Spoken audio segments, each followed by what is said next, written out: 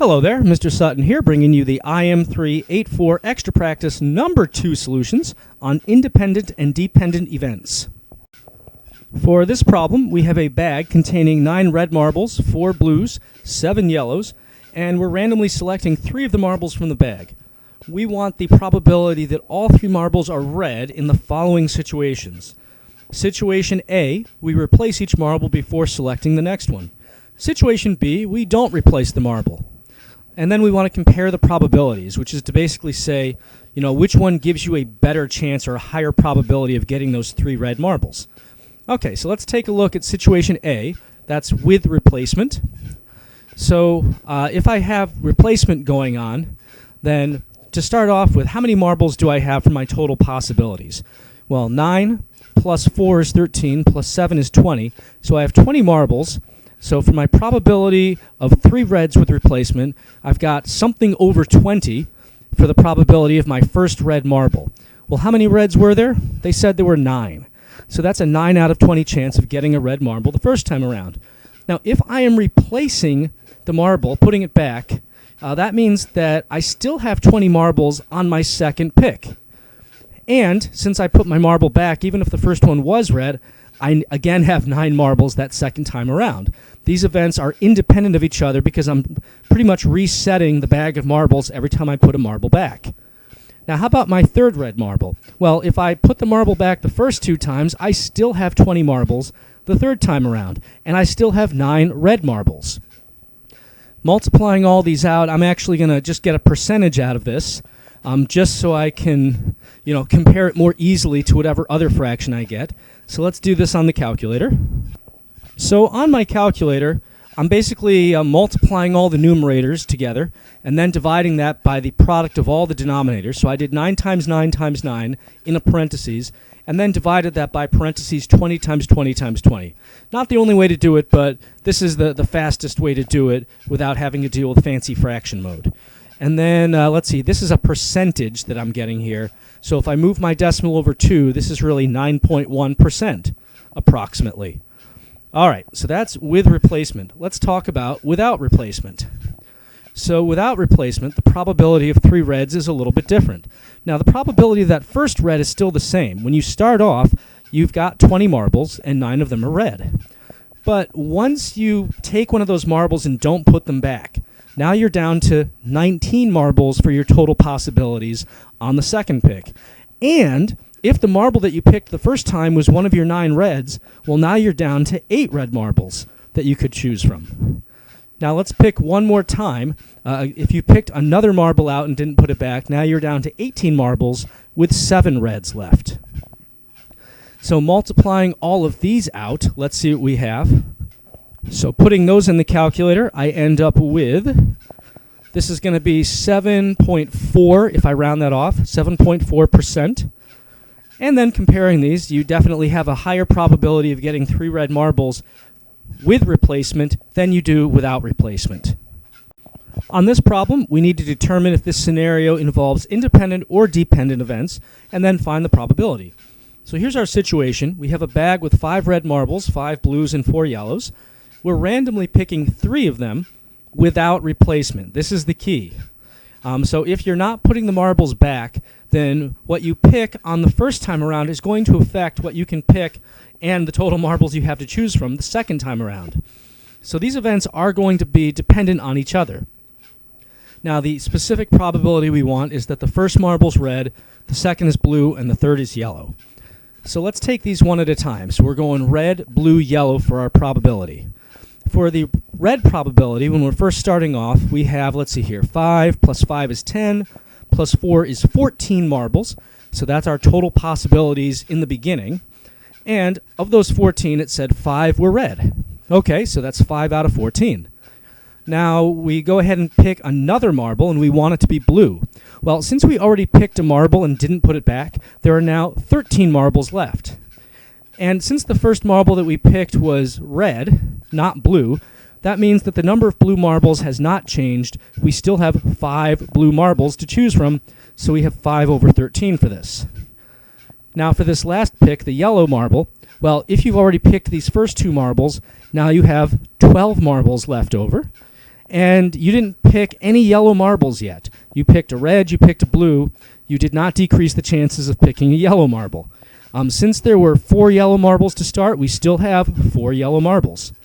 And now I'm going to just reduce this a little bit here. So 4 over 12, that reduces to 1 over 3. And multiplying this out, we have 5 times 5 giving me 25 in the numerator. And downstairs, 14 times 13 times 3. I'm going to use the calculator for this. So crunching those numbers, that comes out to 546. And I already reduced things, so I know I don't have to reduce anymore. For this problem, we have a drawer with 12 white socks and 8 black socks, and we randomly choose one sock and don't replace it. Then we choose another sock. We want to find the probability that our first sock is white and our second sock is white. Okay, well, let's talk about so we want white followed by white here. So let's talk about the first probability. We have, 12 plus 8 is 20 socks overall for our total possibilities. So that's our denominator in that first fraction. And the desired outcomes, we want a white sock, and there's 12 of those. So that's 12 out of 20 for that first time around. But now we're not putting the sock back. We're not replacing it. So the second time around, when we're looking for another white sock, we no longer have 20 socks. We have 19 socks to choose from. And since we already picked a white sock the first time around, we no longer have 12 white socks. Now we're down to 11 white socks that we might come across. Let's go ahead and multiply these out now. So we've got, 12 over 20 can reduce. That's really reducing by 4. We have 3 over 5. Multiplying across, that's 33 over, 5 times 19. Well, 5 times 20 would be 100, so this is going to be 5 less than that, 95.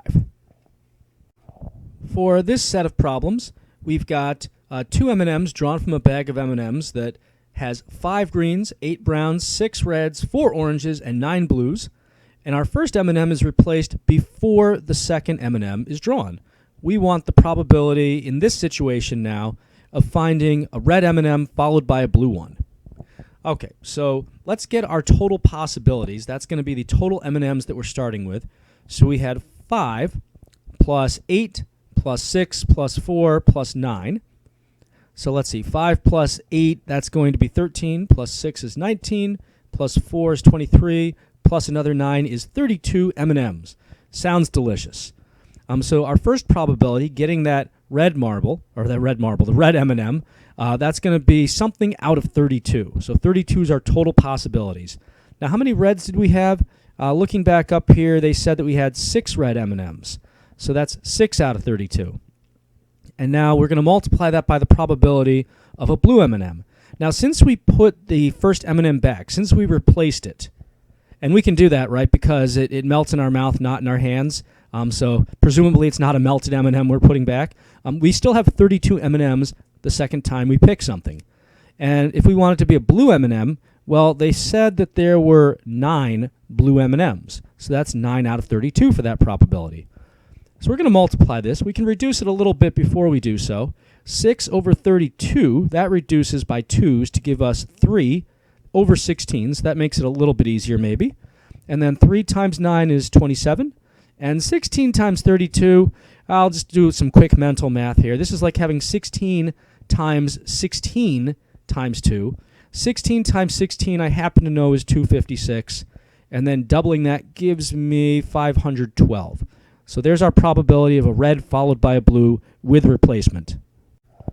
For this problem, we have the probability of getting not an orange M&M the first time around, followed by a green one. Same situation as Part A. So remember from Part A that there were 32 M&Ms overall. So probability of getting not an orange M&M, well, we have 32 total M&Ms that we could pick from, and only 4 of them are orange. So that means that 32 minus 4, 28 of them are not orange. So 28 is our first desired outcome there, a number of desired outcomes. Now for the green M&Ms, again, we're replacing the first M&M. So we still have 32 M&Ms on this second trial here. But now for the green M&Ms, they said that there were 5 of those. So that's going to be 5 out of 32.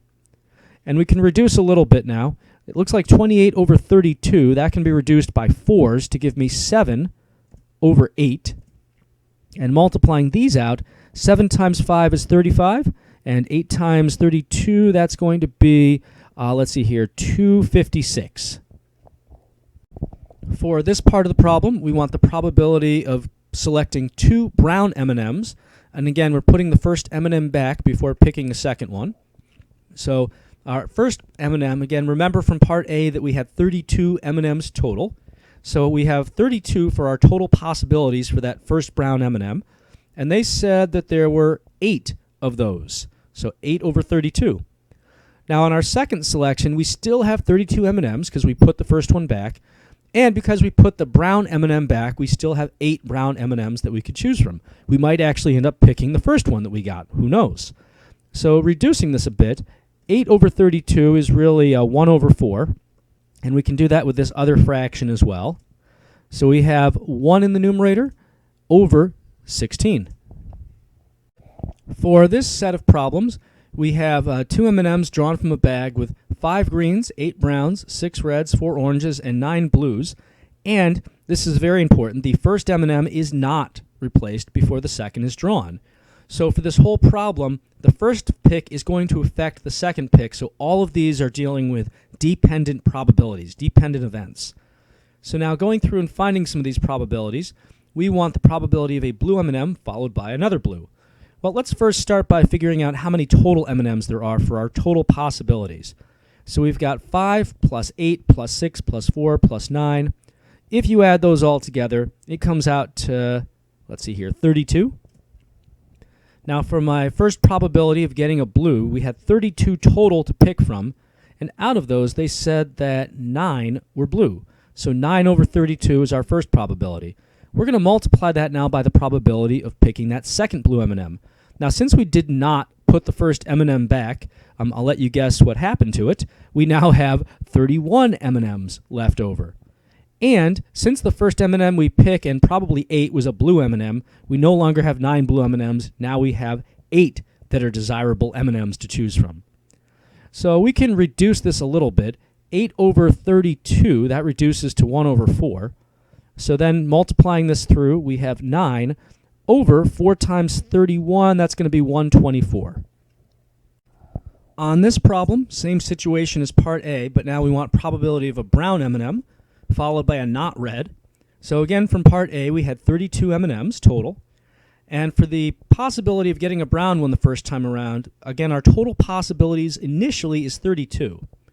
And the brown M&Ms, they said there were 8 of those. So 8 over 32 for that first one. For getting a not red, first off, since you picked an M&M of any color, you only have 31 left since you did not replace it. Now, in terms of what we have to choose from, we had, let's see, how many M&Ms were red? 6. So that means initially there were 32 minus 6, 26 M&Ms that are not red. But you already picked an M&M that's not red. You picked a brown M&M. So now that 26 that you started with that were not red is down to 25. And multiplying this through, we can actually reduce a little first. 8 over 32 is 1 over 4. And it doesn't look like there's any other reducing we can do. So we end up then with 25 over, this is going to be 124. For this problem, we want the probability of an orange M&M followed by a green, again assuming that we're not replacing before drawing a second M&M. So from part A, our total M&Ms was 32. We've been using that for all parts of this problem. And now so that means our total possibilities for that orange M&M selection is 32. How many oranges were there specifically? Well, they said there was 4 orange M&Ms. So 4 out of 32 is our probability of an orange M&M on that first selection. Once we've picked that first M&M, now we're down to 31 M&Ms because we didn't put it back. And out of those 31, how many were green? We started with 5 green M&Ms. And the first M&M we picked was not green, it was orange. So we did not take any green M&Ms the first time around. So there are still 5 M&Ms that are green. And now we can reduce the 4 over 32 to 1 over 8. 1 over 8, there we go, that's better. And now multiplying across, we have 5 in the numerator, and then 8 times 31 gives us 248 in the denominator.